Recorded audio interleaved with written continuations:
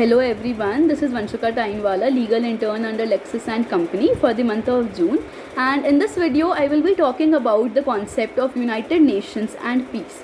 So I will be talking about the United Nations Charter, what are the cases where the United Nations has helped the member states, and about the United Nations Security Council, and about the main four goals of the United Nations. So coming on to the United Nations, so the main purpose and the primary purpose of the United Nations is to preserve the world peace and in order to resolve the conflicts which happens between the member states. So under the United Nations Charter, the member states, they agree that they will come together and they will resolve their disputes through the means of peaceful settlement, and they will refrain from threatening or using any force against other states. So over the years, United Nations has helped the member states in order to diffuse the international crisis and in order to resolve the protracted crisis. So the United Nations has undertaken complex operations regarding the peacemaking, peacekeeping and humanitarian assistance. It has undertaken operations in order to prevent the conflicts and breaking out. So it has worked to prevent conflicts from breaking out, and after the conflict it has increasingly undertaken action in order to check out what are the root causes of the war which happens between two countries or two states. Here the state means the countries only. So they address the main causes of the war and they lays the foundation in order for a durable peace. Also the United Nations has produced dramatic results. For example, the United Nations has successfully diffused the Cuban missile crisis in the year 1962 and the Middle East crisis in the year 1973. Also in the year 1988, the UN sponsored peace settlement scheme ended the Iran and Iraq dispute, the war which was going on from so long, and in the following year only the United Nations sponsored negotiations which led to the withdrawal of Soviet troops from Afghanistan.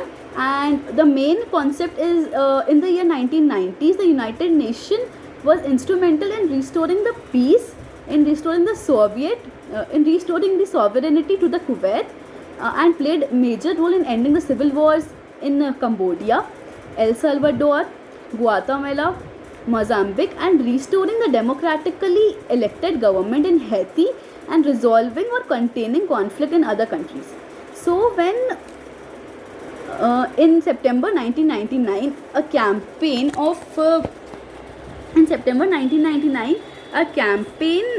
of violence formed around 2 lakh East Timorese to flee from their homes, which led to the authorized the dispatch of an international security force. The United Nations helped them and they helped them to restore the order. In October, the Council established the United Nations Transitional Administration, with which the protection of the multinational force began overseeing the territory and to the transition of the independence. And when the terrorists attacked the United States on 11 September 2001, the Security Council acted very quickly and adopted a wide-ranging resolution which obligated the states to ensure that any person who participates in financing, planning, preparing, perpetrating or supporting is brought to justice, as well as to establish such acts as serious criminal offences under the domestic law. So now I will be talking about the 4 major goals of the United Nations. First is disarmament.